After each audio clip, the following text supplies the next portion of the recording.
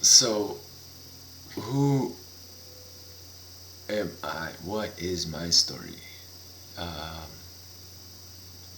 okay, so my story, the journey that I'm on now, because I have many, started in 2018.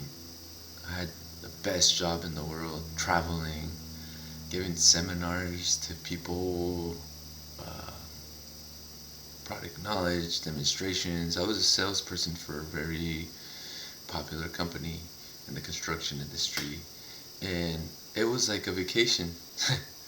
um, that's all it was, because I was so used to busting my butt and working and breaking my back and messing up these hands, and um, that's what I was used to. So when I started working here at this company as a sales rep,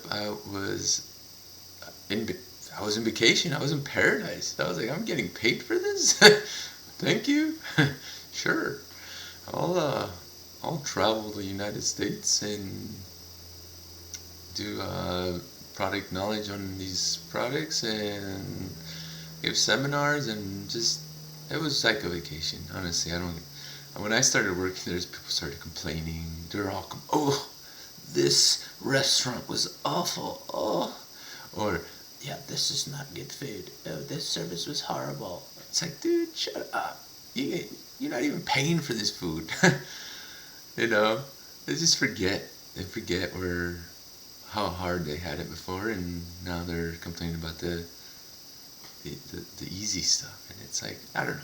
Anyways, I was starting to actually get it's contagious. I was starting to act like them, be with them. But anyways, that's not the point. Is the point? It was a great job. It was an awesome job, and I had the greatest boss. He was he was the best boss I ever had. I can say that. You know, he's those type of bosses that are here to help you by making you better and not trying to squeeze everything out of you. Like, he was trying to make the best version of me by teaching me things, feeding me books, teaching me, you know, like how to talk to people, how to talk about the products. It was just like, I wish I had every boss. I wish every person had a boss like him. And after that, I just never found that kind of boss again, and it kind of hurt. It hurts still to this day to know that I had it that good, and I just kind of wasted it away. I was December 8th, 2018. I went up with some friends up to Mount Charleston, and one of them brought a bottle of tequila, and we were up there, going down the hills, and then he busts out the bottle, and I was like, nah, I'm okay, I'm driving, I'm good. Until I think it was like 2 or 3 o'clock, and he's like, come on, man, you're cold, here you go, man, just warm you up. I was like, you know what, it will warm me up, I'm freaking cold. And I decided to take it, and I took it, and then, oh, woo, yeah, feels good, give me another one. Yeah. I was alive. I felt good. It was crazy. Anyways, I had too many. Like, in a matter of an hour, I had like 10 shots. No breakfast, no lunch, and so I had an empty stomach. And then, I don't know if you guys know about altitude drunkenness. It's real. But anyways, I got wasted. I was gone, and I don't remember much until I woke up in the hospital in the CAT scan machine. I just heard like zoom, zoom, zoom, and I was like, whoa, whoa, where am I? And they're like, don't move, stay laid out. I was like, oh, okay, But it was crazy. It was a crazy thing, crazy experience. Luckily, the truck was totaled. Luckily nobody was seriously injured, and you know, um, I hit a concrete post that holds up the lights, and I I hit a concrete post, and yeah, that was like the death of Heber, the old Heber, and then this Heber came to life. But not after a year of suffering and dwelling and grieving and letting go. After that, yeah, obviously went to jail. I was there, all stinking like freaking fermented alcohol. It's just like I was hurt shoulder, hurt thumb, and it was a horrible experience to go through all that. When I just wanted to be left there.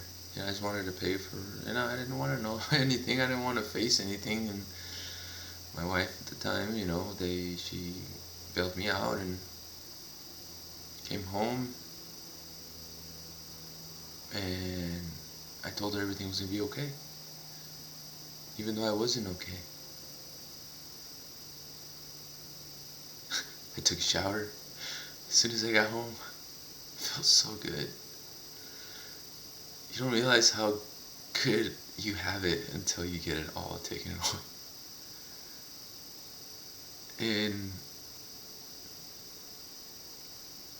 And so that whole year, December 2018, that whole year 19, I was trying to maintain the lifestyle that I had, my cars, my everything.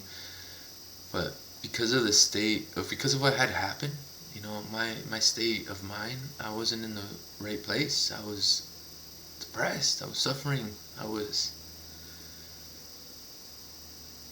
sad. I blew it all away. My whole career. In one night. In one day. I had blown it. And here, and I was trying to maintain it. And everything I did, everything I tried just didn't work out. Everything went wrong after that. Like, I tried to, do my business, and everything I did was wrong. And, not everything, but everything I tried was wrong. And it was just like one thing after another. It just felt like I was being attacked. And it's like, when is this going to stop? Until I had a client that I did a job for him that didn't go well, and basically everything I had, I spent to make it right. And at the end, it wasn't right. It still wasn't right. And I basically was broke. Like, nothing. I didn't have any money to pay my bills, my rent, my cars, anything. I had no money coming in, and on top of that, I owed everybody money. And so I talked to my wife, and I told her, hey, we're going to have to move out. We're going to have to let it all go. I'm sorry. I tried, and it's not happening. And so, yeah, we sold all their furniture, TVs, everything that we could to, so we can fit into a little bedroom at my mom's house with her and my children. And it was horrible. And every day was a fight with her, and she was always reminding me of what I did, and because of me, I'm there, we're there, and me, and it was just not conducive to our relationship. And the fights got to a point where I gave up. She, it beat me down. I gave up, and I just wanted to go. I didn't want to be here no more. And it was so hard to stay motivated, to keep going. And I had no more strength to keep going. I had no more want to keep going. And so after a really big fight I had with her, I started crying because I knew that was it. Like I knew I had given up at that moment. And my last resort was to pray. Was to pray to God and tell Him to help me. I can't do this anymore. I need your help. Come into my life and help me.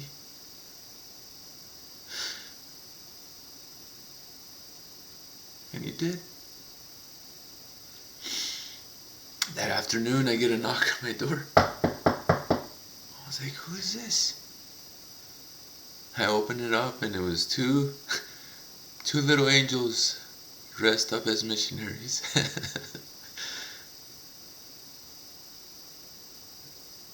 They told me, we're here to talk to you about Jesus Christ. And at that moment, I realized that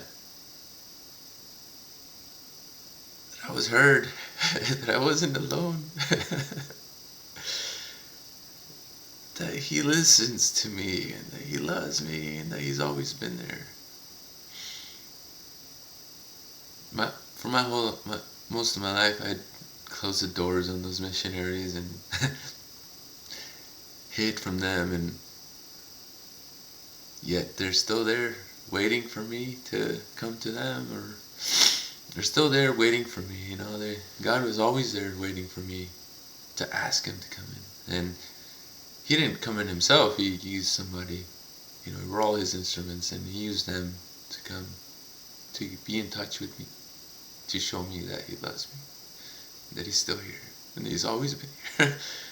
I'm so happy for that, because growing up without a father is hard, and always wanting to have a father, and imagining how he would be, and how you would want him to be, and then choosing men to be your father, and nobody wants to be a father to you. And then now knowing that I always had a father, and all I had to do was ask Him to be in my life and help me. And He shows up at my door. And then, that year, and so the moment that I opened the door, I knew that that's what I needed to do to get myself out of that hole. And it helped. It helped. That whole year was amazing. That was exactly what I needed to get out of that hole. It was exactly where I needed to be, and I was just in awe on how amazing, how perfect everything was. I wanted to get baptized right away. I told the missionaries, when can I get baptized? And they're like, well, we have to teach you some lessons first, and then you can baptize. And it was, I know a lot of you probably thinking, oh, religion, ew, oh, right, God, ew, When that day will come for everybody where you have nowhere to go, nowhere to turn, there's only one thing you can do, and that's what you do, and He's there for you. But until that day,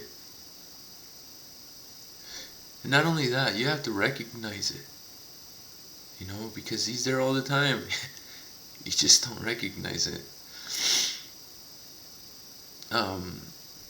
It's so crazy, because that day after that first lesson with the missionaries, they told me, when you go to sleep tonight, you pray. You pray that all this is true, that we're teaching you the truth, and that pray and ask God to show you that this is true. And I told them I knew this is true, because I prayed and you guys showed up. And they looked at each other and they were like, we were about to go home, and something told us to knock on this one last door. And I'm so happy they did. Because it saved me from myself.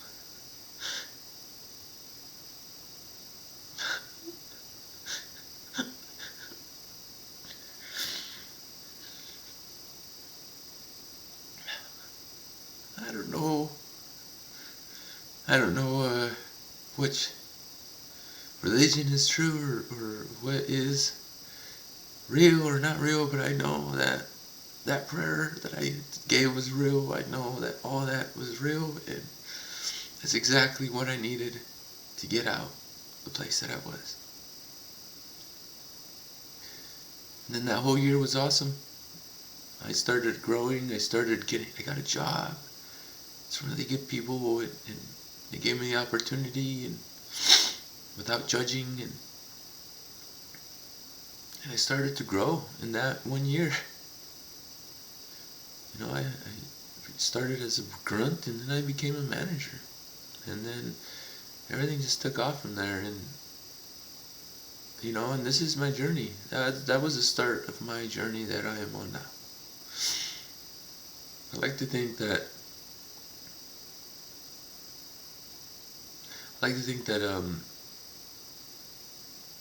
that he was there for me, and I like to think that when I crashed, he protected all of us.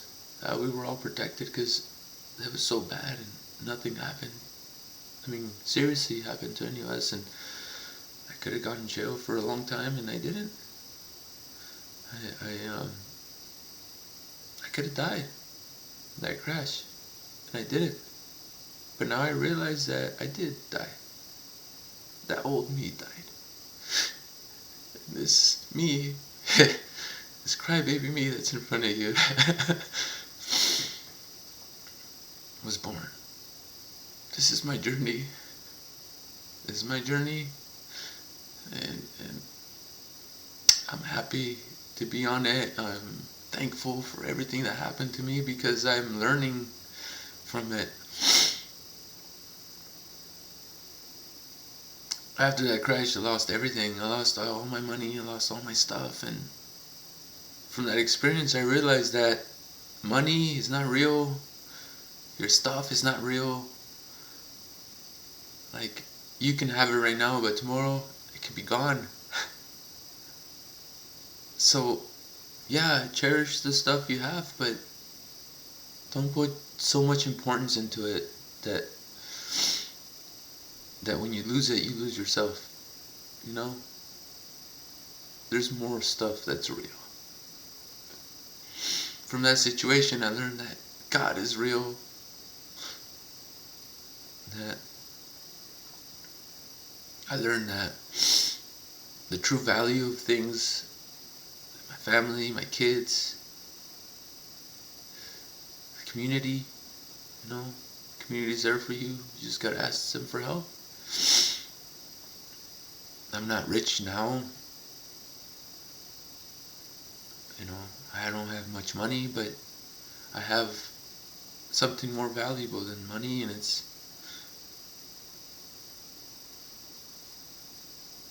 family, kids, it's God, knowing that He's there, my soul, my gift, everything. I have so much value, and it's not in stuff, it's in me. And that's what I'm learning from this journey, and I am so grateful to be on it. And there's just, that's the beginning, the intro. I have a lot more story to go, but I want to finish it at that. And you know, I'm just happy to be here and sharing this with everybody, and I hope it comes through the other side, you know, in a healing manner where it can help you to, you know. It's been 6 years since that accident, and I've been alcohol free I haven't drank any drop alcohol for 6 years now. And it was hard in the beginning, but now It's nothing. It's a breeze. I really had to relearn how to be myself without alcohol. And it's a little bit difficult, but once you get it, it's the best feeling in the world. To be able to go to a party and act a fool without being drunk. To be able to transform into that goofy guy without having alcohol. You know, some of the people I know, they're like, yeah, let's go have some fun. But wait a minute, I'll be back. Okay, boo, I'm ready. Let's go. Yeah, and then after an hour or two, they're just done. They're on the climax and just talking about work or soccer or the same thing over and over again. But nah, now I'm so happy to be this way, and I'm so happy to be free from that, and I encourage you guys to try it if alcohol has been a problem in your life. I welcome you to stop. You know, if you need help, I can help you. I mean, I have many ways to help you, and I'm here for you because it's a beautiful life, man. And I'm happy. I'm happy to not be that person anymore. I'm happy to finally start discovering myself. And, you know, there was a lot of things that I ruined because I was drunk and on alcohol, and you know, one of those things that made my marriage. But you know, I needed to stop, to not continue to ruin things in my life. And if you're at that point, I'm telling you, stop. Because yeah, alcohol is the issue. And that's just a small, alcohol is just like a small medication for the real problem. And when I say I can help you, is I can help you with that real problem, because it was probably the same problem that I had. So if you want to reach out to me, I'm here for you. I'm praying for you. Just want you to know that, you know, I love all of you, and even though I don't know you, I love you and I want the best for you. I want you to know that there is life on the other side. And there's a beautiful life. And I hope that one day we get to meet each other and you accept the help. I won't help you if you won't ask for it. So thank you. Thank you for this opportunity, and catch you guys on the next episode.